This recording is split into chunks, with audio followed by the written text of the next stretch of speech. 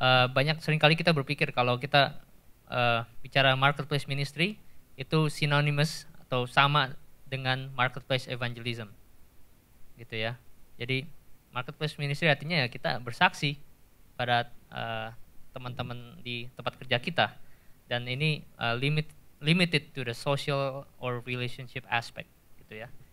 Tapi sebetulnya marketplace ministry itu jauh lebih besar daripada cuma sharing the gospel. I mean it's an important part and significant component of it, but it's not everything. So the new mindset is marketplace ministry is holistic, artinya mencakup punya cakupan yang luas dan komplit, gitu ya.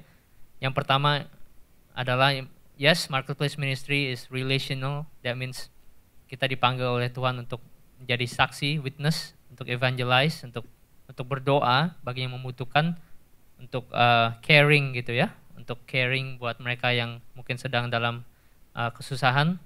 Tapi selain dari itu, kita semua juga dipanggil untuk menjadi garam dan terang dunia, to be the salt and the light, lewat our own characters, lewat our own righteousness and peace and joy.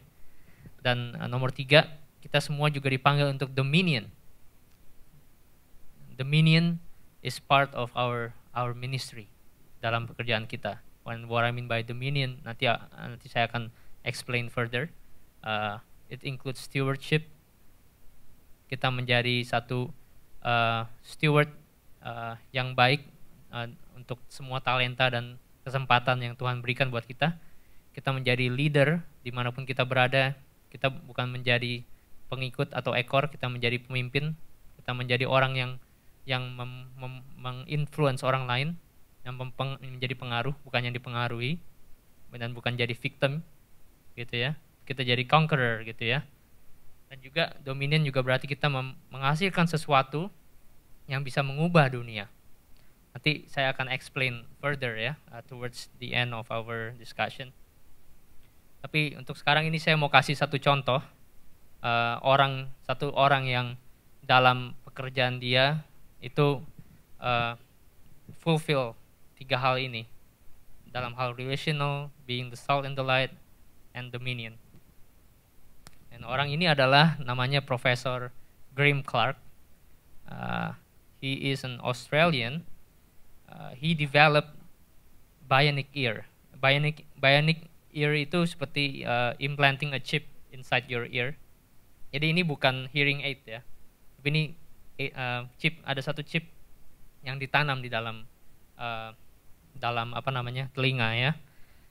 So he has brought hearing to over 50,000 people worldwide, and his scientific passion for the dominion mandate and for alleviating the suffering of hearing impaired mankind, including his father, combined with his front page and televised witness to Christ, represents a very well balanced and inspiring expression of all 3 mandates. He overcame intense criticism, being continually told it's impossible and being refused funding over and over again, but he overcame. And he is known as a devout Christian, and despite his achievements, he remains modest and unassuming. I think this is a very good example. Kalau sekarang kita kalau ini semua tentang our workplace ministry as an individual. What about if you have a business? How do you do ministry in your business? Seperti yang tadi kita udah bahas, kalau Anda punya bisnis, maksudnya itu bukan cuma untuk menghasilkan uang yang bisa dipakai buat misi, tapi juga ada maksud-maksud yang lain, gitu ya. Kalau saudara punya bisnis, ada 4 area di mana bisnis saudara harus bisa punya impact. Dalam hal spiritual, dalam hal sosial, dalam hal ekonomik, dan juga dalam hal environmental. Mungkin kebanyakan bisnis sekarang ini, ya mereka cuma punya impact dalam hal ekonomik doang, gitu ya. And some of them may have impact in social, mungkin mereka ada volunteer event dan segala macam. Tapi 2 hal yang lain tidak terlalu di-address, gitu ya. Dan saya percaya untuk Christian businesses, 4 hal ini harus ada dalam pandangan bisnis saudara gitu, dan bisnis saudara harus bisa punya impact yang bagus untuk dalam 4 hal ini ya. Dan saya mau kasih beberapa contoh untuk bisa memberikan gambaran yang lebih jelas gitu ya untuk kita semua. Ini ada beberapa gambar. Dari gambar-gambar ini, is there anything that you see in common in all of these pictures?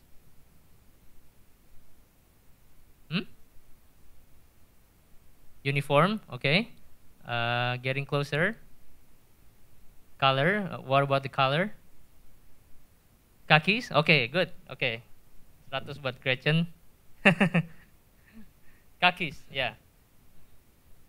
Semua orang yang digambar ini memakai kakis ya, garment of kakis. Dan pernah nggak saudara tahu asal mulanya kakis itu? Kakis itu sebetulnya diciptakan oleh satu mission. Ada satu badan misionaris namanya Basil Mission, yang misi mereka adalah untuk set up bisnis di seluruh dunia dan membuka lapangan pekerjaan untuk komunitas lokal. Jadi waktu tahun 1884 di Mangalore, West India, Basil Mission mendirikan satu pemintalan atau perusahaan konveksi gitu ya, tekstil, sebagai mission postnya mereka. Dan di sana mereka menciptakan lapangan pekerjaan buat ratusan orang. Dan of course, since it's a mission, then they shared the gospel to their employees, right? So they were making spiritual impact. Tapi selain itu mereka juga membuat satu economic impact dengan membuka lapangan pekerjaan yang luas gitu ya untuk komunitas lokal. Nah selain itu mereka juga membuat high quality products, dan mereka juga they were credited for inventing kakis, karena at that time itu kan zaman itu India dijajah British ya kan, dan India itu mungkin terkenal sangat panas dan lingkungannya itu sangat berat gitu ya, dan mungkin tentara-tentara Inggris itu bajunya suka robek-robek misalnya mungkin.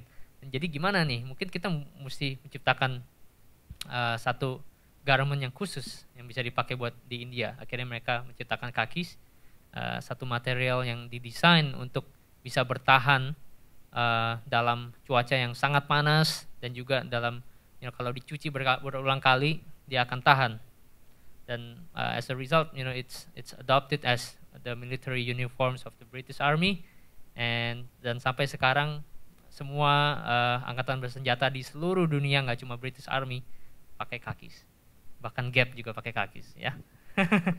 Dan ini satu contoh di mana satu Christian business bisa menciptakan impact yang luar biasa di berbagai bidang ya, spiritual, economic, environment, dan juga dalam hal sosial ya.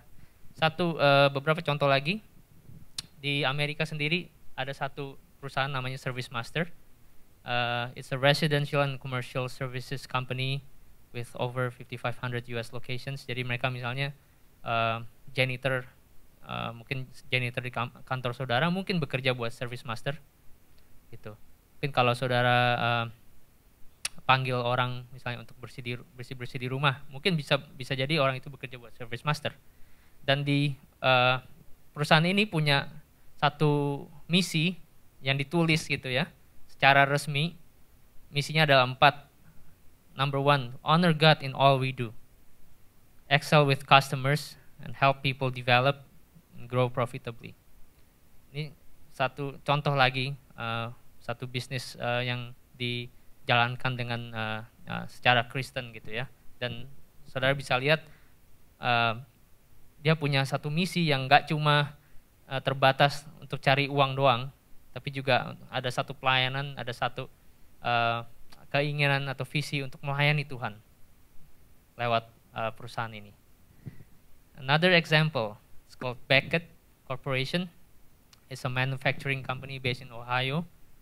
Um, they have 3 core values: integrity, excellence, profound respect for the individual. Dan di website mereka tulis keinginan mereka adalah untuk apply biblically based philosophy throughout every phase of its operations, to provide a corporate atmosphere that promotes individual health, advancement in learning, and strong families.